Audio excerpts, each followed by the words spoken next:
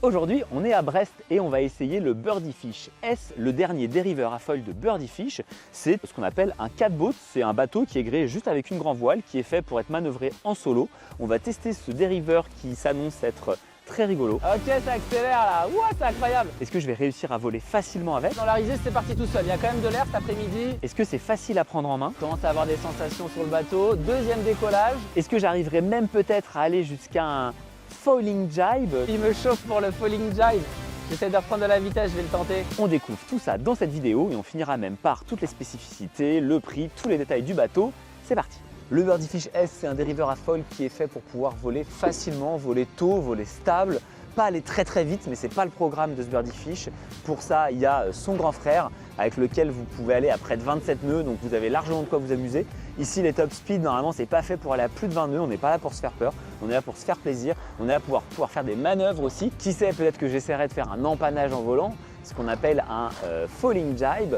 On verra, on n'en est pas là, déjà je vais déjà essayer de décoller. Et bien écoutez, je vous propose maintenant de monter à bord du Birdie Fish S. Petit point tenue avant d'aller à l'eau, combinaison en Wallen 5 mm, bon c'est un peu overkill vu les conditions, il fait 18 degrés cet après-midi à Brest. Mes petits bottillons toujours de chez Decat, je crois qu'ils ont sorti un nouveau modèle maintenant, mais ça c'est du 5 mm avec une petite semelle un peu riche d'en dessous. Le gilet de voile légère de chez Decat que j'adore, que je prends tout le temps, je l'avais pris aussi pour d'autres essais de voile légère, j'aime bien. J'ai des gants avec moi en néoprène, je crois 2 mm de chez Decat avec juste deux doigts qui sortent, assez pratique pour avoir un peu de sensibilité. Et enfin le petit casque que j'utilise aussi en wing, ça c'est un casque surf de chez Decat, il est assez léger, on ne le sent pas trop. Autant l'avoir, je pense que qui peut le plus peut le moins, autant être en sécurité.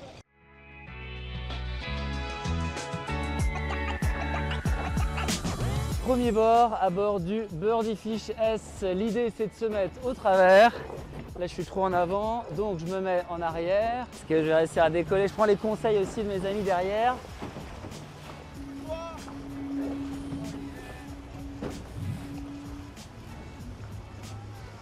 Ok. Wouhou. Ok, ça accélère là. Ouah, c'est incroyable. Ok, je vois le déclip. Donc je vais essayer de remonter. Ah ouais, c'est vraiment très fin en effet. J'ai pas l'habitude moi de ces supports là où il faut être très fin sur la barre. Mais vous voyez, ça fait 5 minutes que je suis sur le bateau. Et là, je vais reborder un peu. Heureusement que j'ai mes coachs à côté là qui m'aident. Ok, les sensations sont cool. On va pas hyper vite, mais bon, on a 2 riz dans la GV parce qu'il y avait jusqu'à 25 nœuds cet après-midi. En effet, déjà ça mouille pas du tout déjà. Petite info. Et ensuite là, il faut que j'abatte un peu plus. Ok, là je commence à avoir des sensations sur le bateau. Deuxième décollage que j'ai fait comme un grand. Je pense qu'il faut que je reborde un petit peu. Ah, ça va retomber, ça va retomber. Bon, pas mal, hein, franchement. C'est très amusant comme bateau. Évidemment, tout à l'heure, on va voir un petit peu les caractéristiques. Je vais vous parler de mes sensations évidemment là que j'ai eu sur l'eau. Et puis on abordera le prix aussi, la disponibilité. Je vous parlerai de tout ça tout à l'heure, donc restez bien jusqu'à la fin de la vidéo évidemment. Hop et ok, on a décollé là, on a décollé. C'est très sensible à la barre, hein. Au début moi je me rendais pas compte. On bouge vraiment sur je sais pas un demi-centimètre, 1 centimètre quoi. Franchement les réglages fins après, voilà, j'ai pas l'habitude hein, du laser etc. Donc je me rends pas compte la précision et le doigté qu'il faut avoir. Mais voilà, c'est assez fin. Pour l'instant je sais pas trop, hein, le falling jibe, le petit empannage en volant pour l'instant. Je me sens pas trop de le faire, on va voir si ça rentre. Ok, j'abats. Ah là, il décolle tout seul avec le vent. Ok, je vais y aller doucement. Je l'offre un peu parce qu'il y a un peu de vent. Ok, je maintiens ma vitesse. J'essaye de border un petit peu. Là, dans la risée, c'est parti tout seul. Il y a quand même de l'air cet après-midi. Je bluffe un peu. Ok, je gère.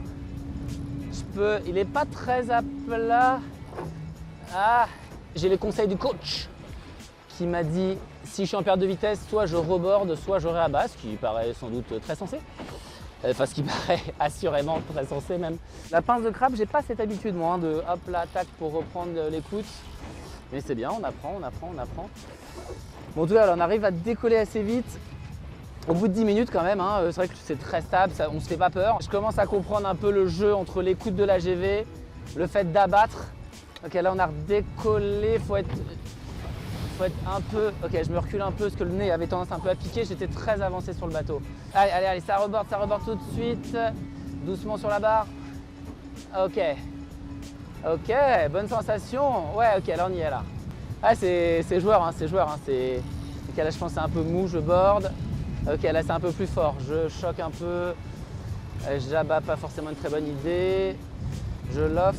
Ok, il y a un petit jeu d'équilibriste. Hein. Les puristes verront sans doute les nombreuses erreurs que je fais, évidemment. Je fais comme je peux.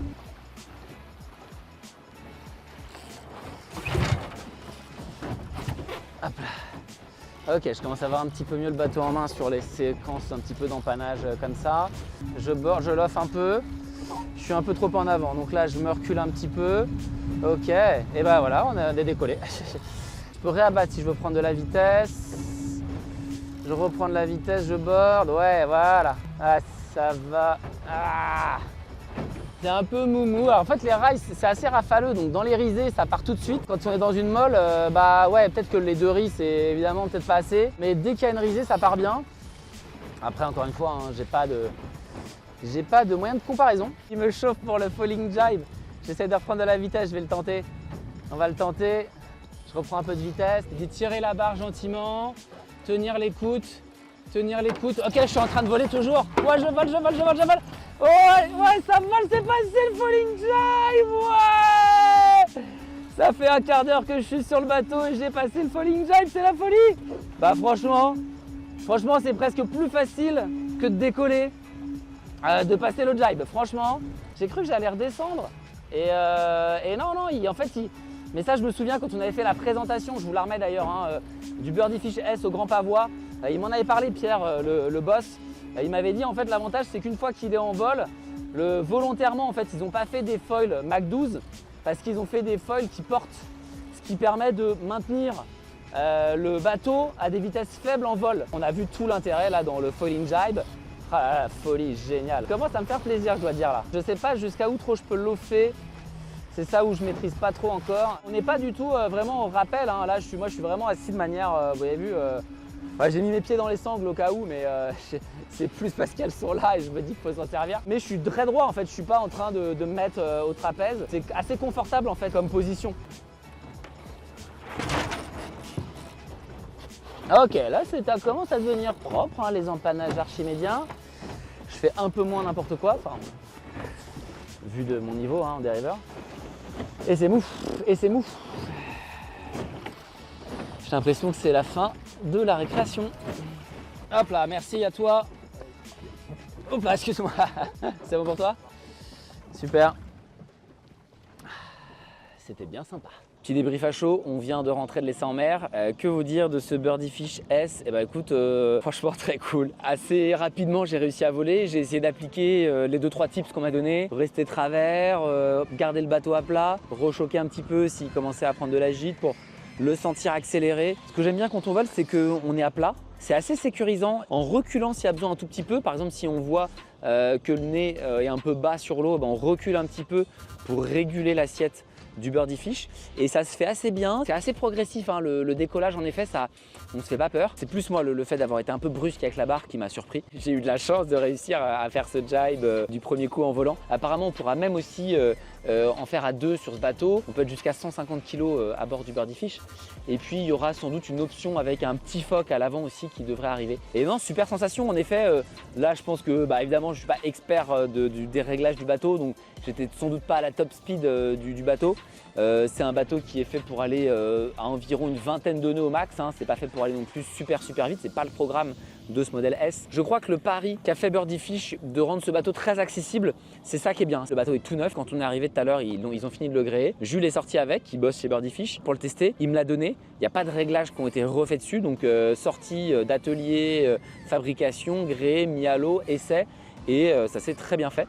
Donc, et moi j'avais juste l'écoute de GV et la barre pour les réglages. Donc ça c'est vrai que c'est assez chouette parce qu'on règle rien après. Ça c'est le Birdie Fish S, un 4 boat, un dériveur à foil de 4,20 de long par 1,60 m de large. Ça fait 110 kg à peu près tout mouillé. On peut emporter jusqu'à 150 kg à bord. Donc vous voyez qu'on peut quand même aller jusqu'à 2 à bord du Birdie Fish S. Pour vous faire un petit tour des specs. On a un cockpit assez ergonomique. On a un safran en 2 parties qui permet de pouvoir le démonter facilement. On a 2 vis en dessous qui permettent de pouvoir démonter la partie, le foil du safran. Quand on navigue, on a simplement dans une main la barre et dans l'autre l'écoute de la grand voile. Vous n'avez que 3 bouts de réglage à bord. C'est le Cunningham, le Alba et puis l'écoute de la grand voile. Au niveau du foil, c'est assez simple.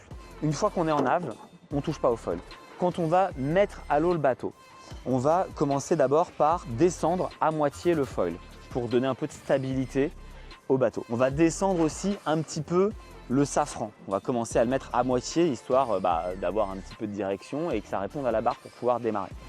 Une fois qu'on a de l'eau sous le bateau, eh bien, on vient complètement descendre le foil à l'aide d'une petite pine comme ça.